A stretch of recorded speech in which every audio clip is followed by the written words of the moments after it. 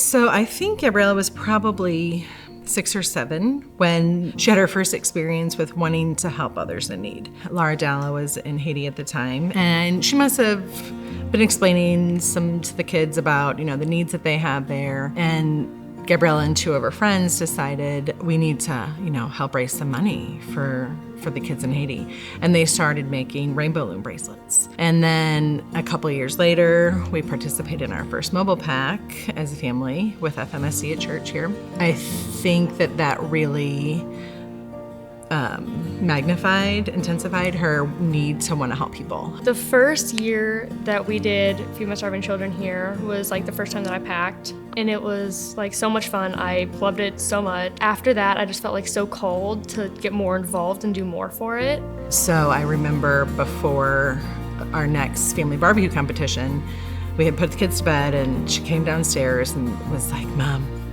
I really feel like I need to put the money for the barbecue competition to feed my starving children this year." And I was like, okay, like if that's where God is leading you, then that's what you need to do. So like that following month, I decided to set up a little stand at our annual family barbecue competition and sell coffee, hot chocolate, little bracelets, just like these little things, and raise some money. I could tell she just had that look of like pure conviction. This is something that I need to do. And I'm like, okay, well, what do we need to do? Like, how are you gonna, you're gonna sell your bracelets? What else do you wanna, what else do you wanna do? So I decided to start making cupcakes, and I just like fell in love with baking. It was so much fun.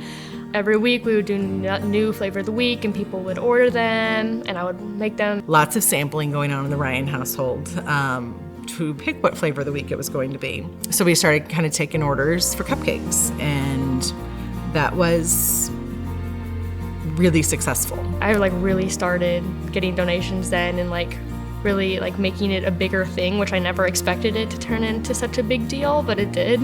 I think the first year of cupcakes, she might have raised like $2,500. And then last year, her boss called her on a Sunday morning. She said, he just saw the sermon online with the interview with me and Miss Jenny, and he wants to match some donations. So he matched donations for 1 week, and it made like this giant impact. And I think we raised like $4,500 that summer, and it was awesome. And seeing those numbers and being able to see oh my gosh, I raised enough money to feed 100 kids for a year, this is amazing. I would have never imagined this was ever possible.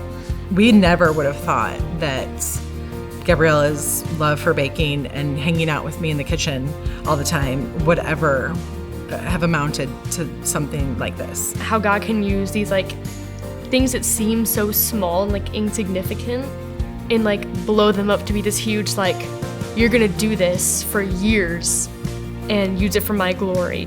I think that once you find something that you enjoy doing, and that you don't even have to be perfect at it, if you enjoy doing it and you can use it for God, do it. It is so worth it. For me, it's baking. For others, it can be art or just volunteering anywhere. There's always a need. Find a passion something you love, and use it to do good. She's just doing something that she loves. There's nothing that can't be used for God. If you have a talent, use it.